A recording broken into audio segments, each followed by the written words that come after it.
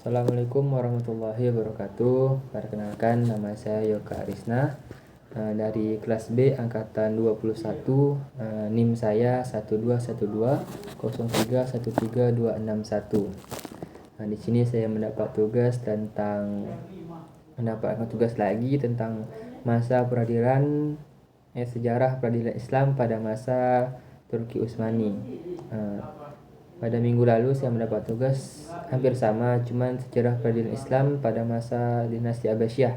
Yang hari ini saya mendapatkan tugas Turki Utsmani. Langsung saja kita masuk ke peradilan Turki Utsmaninya. Kerajaan Turki Utsmani pada masa awal kekuasaannya tidak menganut salah satu mazhab. Pada masa berikutnya, penguasa Turki Utsmani menggunakan mazhab Hanafi sebagai mazhab resmi dalam hal fatwa dan peradilan.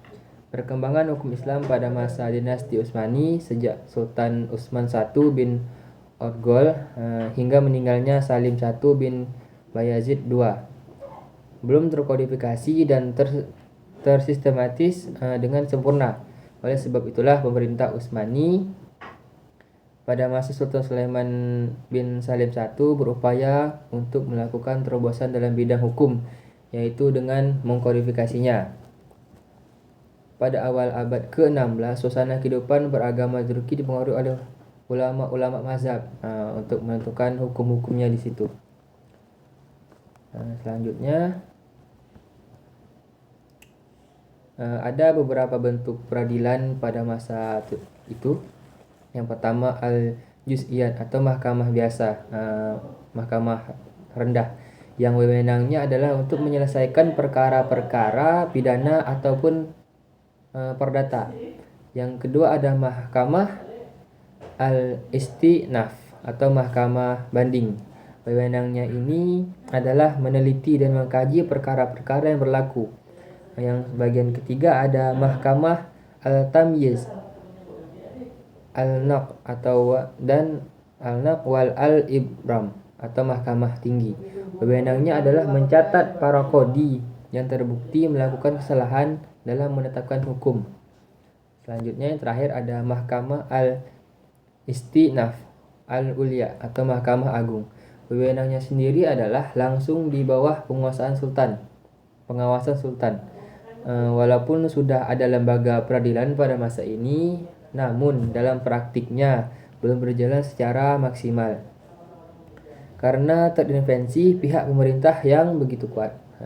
Tidak hanya itu, sistem peradilan pun dikuasai oleh kroni-kroni dan pejabat pemerintah. Belum tampak pemisah antara urusan agama dan urusan pemerintah. Di masa Tanzimat, menurut bahasa Tanzimat ini berasal dari yang bermakna mengatur, menyusun, mensistematiskan, merencanakan atau menginformasikan. Tanzimat bahasa Turki dikenal dengan Tanzimat al-Khairi dalam pergerakan pembaruan di Turki Utsmani yang diperkenalkan dalam sistem birokrasi dan pemerintah yang melengkapi bidang hukum, administrasi, pendidikan, keuangan, perdagangan, dan lain-lain. Selanjutnya,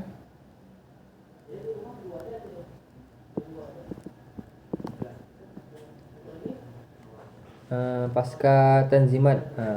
Pada akhir periode Turki Utsmani, persoalan peradilan semakin banyak dan sulit atau pelik. Sumber hukum yang dipegang pun tidak hanya sebatas pada syariat Islam, tetapi diambil dari hukum barat juga atau di Eropa. Hal ini diakibatkan adanya penetrasi oleh Eropa terhadap dunia Islam yang diwakili oleh kerajaan Utsmani, sehingga memunculkan lembaga peradilan yang sumber hukumnya saling berbeda. Yang ada beberapa bagian, sekitar 5. Yang pertama, Mahkamah al-Tawaif atau Qada al-Milli, peradilan untuk suatu kelompok agama, sumbernya dari agama masing-masing.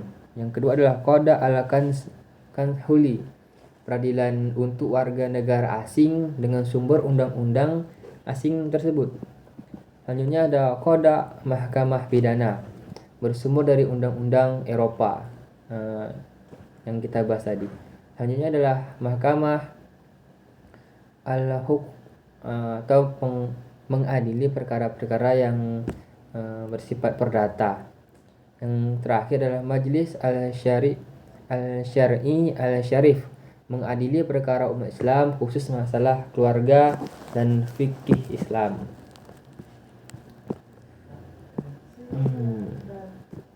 Jadi dapat kita tarik beberapa kesimpulan.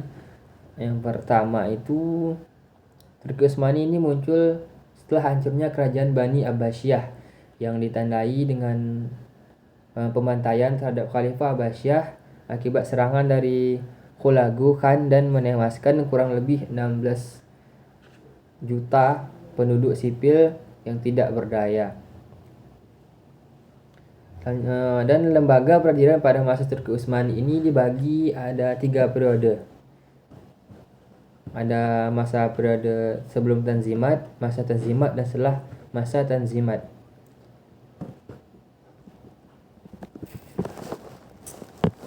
Kita jelaskan sedikit. Masa sebelum Tanzimat ada mahkamah biasa dan rendah, selanjutnya ada mahkamah banding, selanjutnya ada mahkamah tinggi, dan selanjutnya yang terakhir ada mahkamah agung. Sedangkan pada masa Tanzimat ada peradilan perdata dan peradilan agama. Setelah itu, setelah masa sebelum Tanzimat, masuk masa Tanzimat, yang terakhir ada masa setelah Tanzimat. Ada mahkamah Al-Tawaif atau Qada Al-Malli, yang kedua ada Qada Al-Kansuli, yang ketiga ada Qada Mahkamah Bidana, yang keempat ada Qada Mahkamah Al-Huquq, yang terakhir ini ada Majlis Al-Syar'i Al-Syarif. Tugasnya yang terakhir ini adalah mengadili perkara umat Islam, khusus masalah keluarga yang sumbernya itu fikih Islam. Mungkin itu saja dari saya sendiri. Terlebih dan kurang saya mohon maaf. Wabillahi taufiq wal hidayah. Wassalamualaikum warahmatullahi wabarakatuh.